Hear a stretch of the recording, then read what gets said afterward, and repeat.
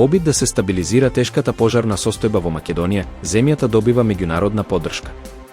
Центарот за управување со кризи информира дека денеска се очекува пристигнување на 50 словенечки пожарникари со специјализирана опрема и еден хеликоптер од Чешка, кој ќе биде вклучен во воздушното гаснење на пожарите. Според податоците од Центарот за управување со кризи, моментално се активни 7 пожари на отворен простор, од вкупно 27 регистрирани во последните денови. 3 од нив се ставени под контрола, додека 17 се целосно изгаснати благодарение на напорите на надлежните служби.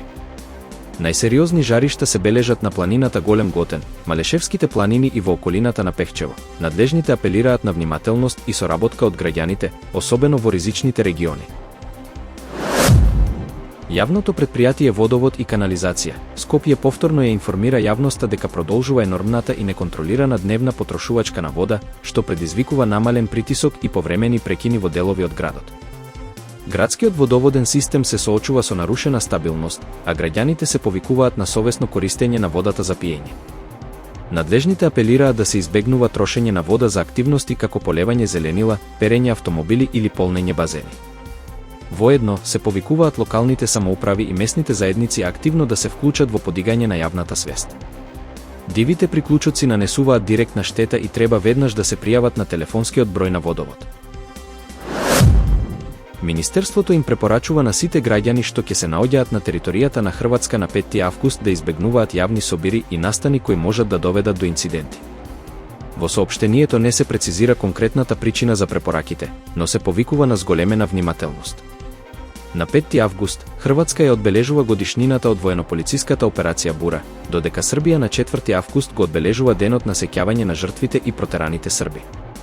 Хрватски извори наведуваат дека околу 130.000 Срби ја напуштиле земјата пред акцијата, а според српски податоци, бројот достигнува до 300.000 лица.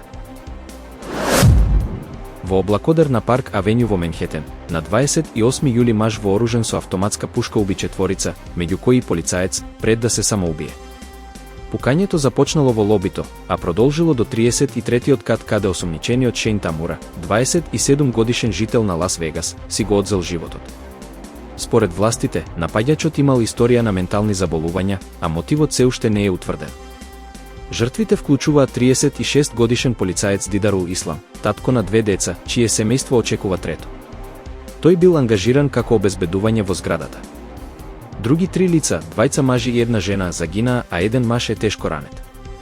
Облакодерот е дом на бројни финансиски институции и седиштето на НФЛ. Полицијата и FBI остануваат на теренот. Ким Јо Џонг, сестрата на севернокорејскиот лидер Ким Џонг Ун, изјави дека идните разговори со САД нема да доведат до крај на нуклеарната програма, посочувајќи дека реалноста се променила од времето на претходните самити. Таа предупреди дека обидите на Вашингтон да ги искористи личните односи меѓу Ким и Трамп ќе бидат залудни и предмет на подсмех. Таа додаде дека Северна Кореја ќе го брани својот статус како нуклеарна сила и ќе ги отфрли сите обиди тоа да се негира. Од Белата куќа велат дека Трамп и натаму е отворен за дијалог и останува посветен на денуклеаризација, и покрај неуспешниот самит во Хаме. Првиот договор за разоружување беше потпишан во Сингапур во 2018 година.